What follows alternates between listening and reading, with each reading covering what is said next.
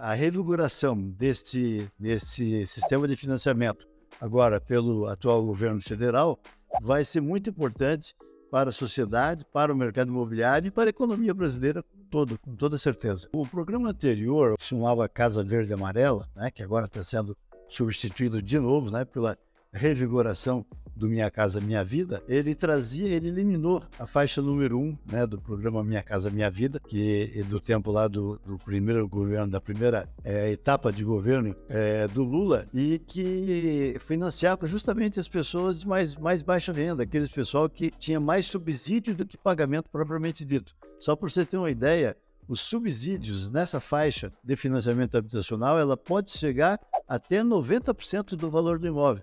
Ou seja, o cidadão vai pagar só 10% do valor do imóvel em uma taxa mensal de 80, 90 reais, né?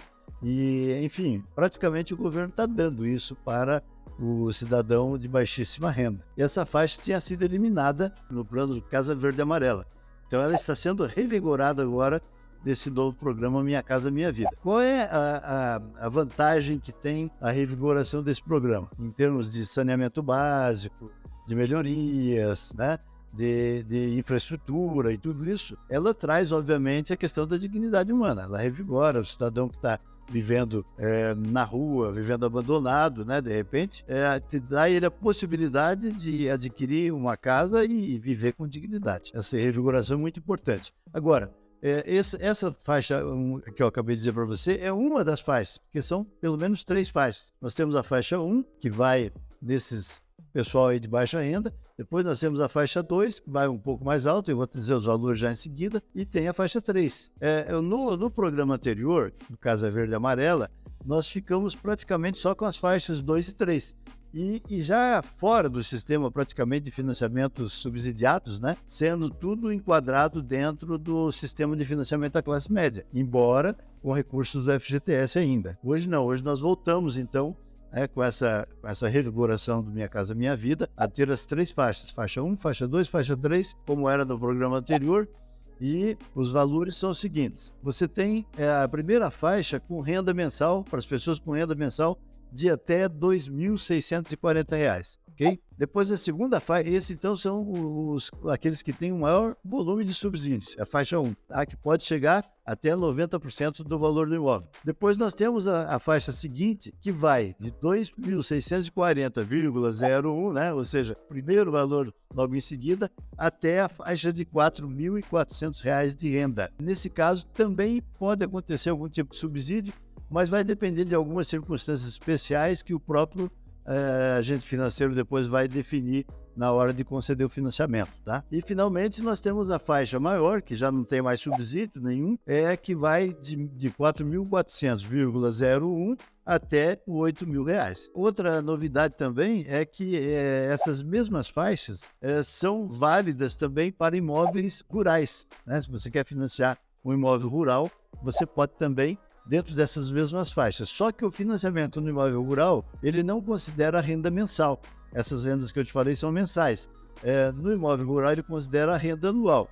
Mas a renda anual nada mais é do que pegar essa renda mensal e multiplicar por 12. Por que o governo faz isso? Porque lá na zona rural, você não tem essa regularidade que o cidadão pode ter na cidade, de ter um salário, de ter uma renda mensal decorrente de alguma atividade regular. Na área rural, o cidadão depende de safra, depende de chuva, depende de uma série de fatores que são incontroláveis e, portanto, não há como você considerar a renda mensal. Então, a renda dele tem que ser anual. Mas as faixas são as mesmas. Seria só multiplicar o 2.640 por 12, que daria, na verdade, 31.680, o 4.400 por 12, que daria 52.800, e o 8.000 por 12, que daria 96.000. Então, essas são as faixas que estarão disponíveis, né, nos próximos dias, se Deus quiser, a partir do momento que o governo efetivamente colocar em funcionamento o programa Minha Casa Minha Vida. O Casa Verde e Amarela, ele estabeleceu que os prazos de financiamento poderiam chegar a 35 anos. E todas as conversas que nós temos tido até agora com o pessoal da Caixa Econômica, que opera esse tipo de financiamento, sinalizam para que esse prazo de 35 anos seja mantido. Todavia, não foi ainda batido o martelo pelo governo atual. mas nós acreditamos sim que vai acontecer de permanecer os 35 anos, porque seria um retrocesso desse governo reduzir o prazo naturalmente, né, para 30 anos, como era no Minha Casa Minha Vida originário. Então eu acredito que o prazo de 35 anos vai prevalecer. Eu acredito que os imóveis usados eles poderão estar sendo liberados brevemente, porque ele já está, essa situação já está em estudo pelo Fundo Curador do Fundo de Garantia por Tempo de Serviço, né, o FGTS. E assim que eles tiverem concluído esses estudos, eu acredito que deve ser liberado. Claro que isso é uma coisa interessante da gente comentar, porque esse financiamento de imóveis usados, ele é sempre combatido pelos incorporadores, claro, porque cada um puxa a brasa para a sua própria sardinha, né? O incorporador está precisando construir imóveis novos. Portanto, na ótica dele, você financiar imóvel usado é a mesma coisa que desviar recursos que poderiam ser utilizados na construção de imóveis novos. Mas, na verdade, nós que somos do mercado, a gente entende de maneira diversa. Quando você possibilita o financiamento de um imóvel usado, você está dando oportunidade para aquele que era o dono desse imóvel adquirir um imóvel novo com o valor que ele acabou de receber da venda do seu imóvel, entendeu? Então há uma dinâmica de mercado, né? Que uma coisa alimenta a outra, entendeu? Então a gente acha que é muito importante sim, para os corretores de imóveis é muito bom naturalmente, porque todos os imóveis, quando você trata, por exemplo, dos imóveis da faixa 1, originariamente, o corretor não tem nenhuma atuação, porque eles são vendidos diretamente por meio de cooperativas, cooperativas habitacionais, né? Então não tem incidência do trabalho do corretor de imóveis. Mas quando é a revenda do imóvel, aí começa a aparecer o corretor de imóveis, entendeu?